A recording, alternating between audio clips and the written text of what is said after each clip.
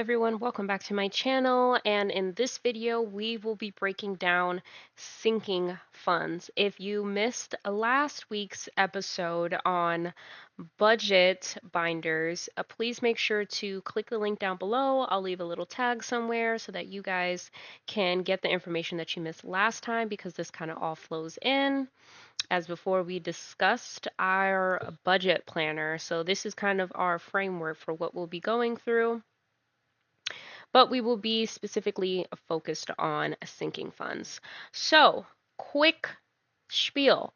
What is a sinking fund? A sinking fund is a separate set aside money account that is set aside for expected and unexpected expenses. The types of sinking funds are limitless, but the type of sinking funds that we will be making today will follow along the types of travel, car expenses, home maintenance, gift giving, insurance, taxes, funds, fun things that you want to do, anything like that will be a sinking fund. And here we are trying to teach that we want to plan for the unexpected. So, as before, you can find all of these beautiful documents that I have created for free with the link down below. You can download this and start today with no spending any money, no link, no firewall, nothing. Just download it and get together. You can use this QR code up here at the front so that if you want to go through it again, if you want me to explain it, any more further details, side by side, go through and rewatch the video. And it's all right here. I'm a one-stop shop, but let's get into it. So our sinking fund, let's say that we are saving for something unexpected. So let's say car expenses. That's a really big one. So we know that we don't have the best car, okay? But our car is good to us and we're loyal. We're loyal. So we are going to set a goal. We're going to set a goal for, let's say, $200, because we're still doing low income. We don't have that much money. As before in our thing, that we had some wiggle room of $205, right? This is why I said that it's so important for when we are dividing our finances, that we're not just clearing out everything and just bottoming out of zero, because we need to plan for the unexpected, right? We have our little sinking fund right here that we have from our last episode. However, I want to spend some attention on our wiggle room, because every dollar that you make needs to be accounted for. It needs to have a purpose. It needs to have a use. It needs to be going somewhere, right? This is what's going to keep us accountable. This is what's going to build the discipline, because none of these things are going to work if you don't figure out how to be disciplined in your saving and in your spending. And I will be teaching you guys how to do all of those things throughout this series. So don't think that it's just you have to look for another video. No, I'm going to tell you all these things now. Pay attention. Okay, so I have this broken down into monthly, right? I did not want this to be a every week we're adding to this. However, if you want to cross this out and just put your dates of however long, if you just want to say that this is for the month of February, and you are going to contribute to it every single week, any day, any type, whatever, that is what you do. Okay, but this is for our expenses, right? And we had some extra money left over after we did our savings. We're going to use this $200, and then we'll have $5 left over. Okay, so let's say that we're doing our sinking fund. We'll do it for the same day that we started our budget, the 26th, right? And let's say that we want to deposit $100. And then we will do plus.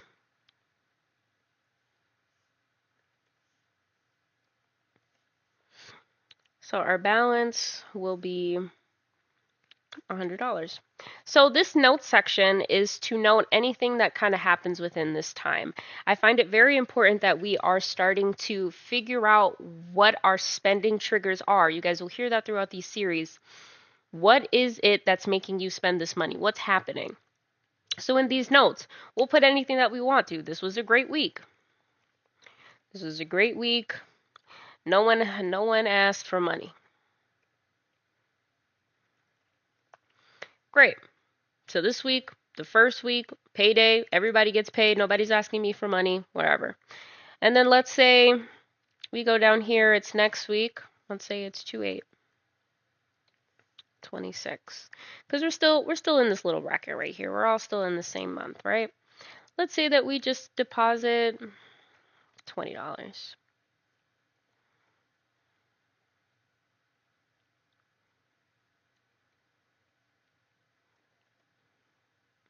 Now, what you really can do for this, right, if we're keeping track of everything, you can also use this deposit section as a withdrawal as well. Just because it doesn't say it doesn't mean that you can't use it. Okay? You can customize anything however you want, right? Let's say this week we only added $20, so we got a total of 120. We're almost to our goal. Let's say this was a hard week. Had to give $80 to family for groceries. Let's just say for food. Okay. So here, right here, we're starting to create a pattern, right? So now that in this person, right, this is us, right? We have just acknowledged that we are responsible for other people, and other people come to us and ask us for money, and we give it, right? The first thing right here is it was a great week. No one asked for money. So here's the question that I would propose to anyone. If you're trying to save money and you're trying to figure yourself out, right? Something that this is a spending trigger, right? This is one of your spending triggers, is family, right? So now we've identified that a spending trigger is family.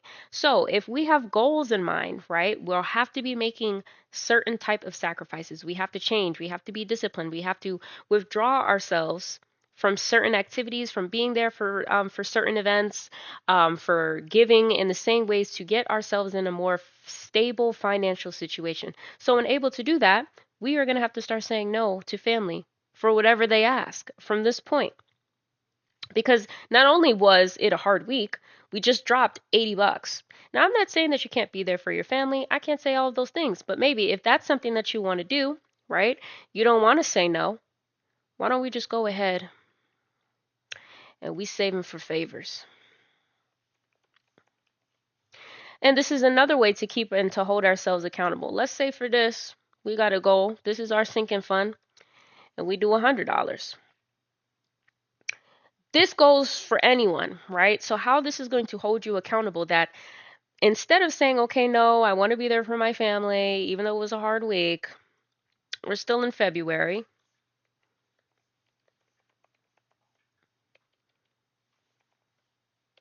I'm not spelling February right. Something like that. All right.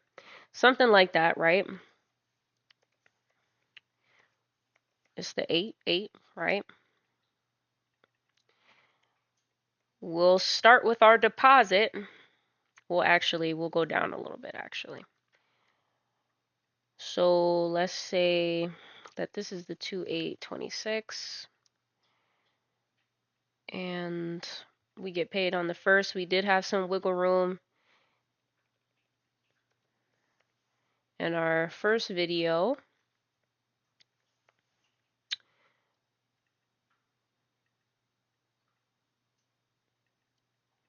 And we still wanted to use the wiggle room. So let's just go ahead and let's just say that you had the $100.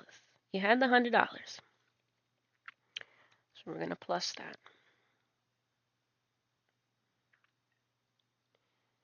All right. Put the balance of $100, the notes.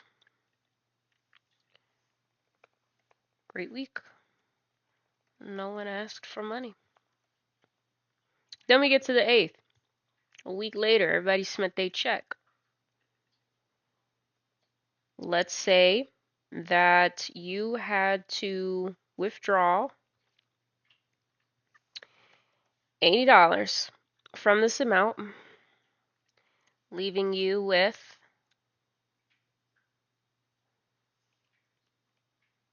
$20.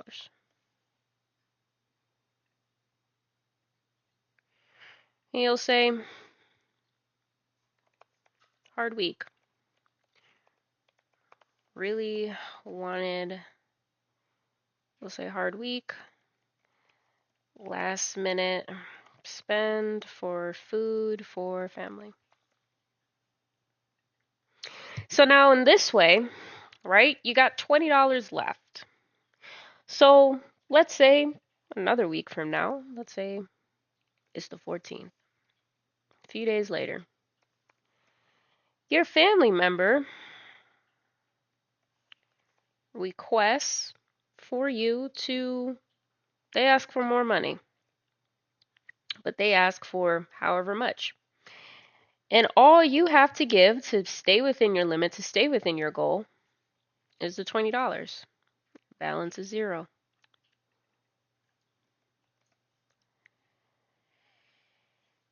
And we say it's another hard week. No more money. Sad face. No more money. So how this keeps you accountable, right? If you don't want to just say no, to keep your $80 the first time so that we can get back to another necessity, this would fall into our sinking fund. This could also be something that you do under your fixed expenses, and you continuously plan for that. You can add that to here, add it a part of your budget, throw that into your budget so that you have that money out so it can go straight into your sinking fund. You can keep it the way that we did it the last time. You keep it like that so it holds you accountable to say, I have no more money in my favor section or in my sinking fund to lend out anymore. So we won't be in here we won't be dipping into our car expenses because we opened up our new favors section. So what this is supposed to do, the sinking fund, is it's supposed to give you emergency money. Now, mind you, something that I want to add, since we are working from a low income place, right? You might have lost your job. You might not make that much money. You might still be in school. You might just be working part-time. Whatever it is, there is nothing keeping you from starting. You do not have to start with these big bills or anything like that. You can start with $1, $3, $5. It's about the longevity and the consistency, and most importantly, the discipline that you are going to have to keep this going.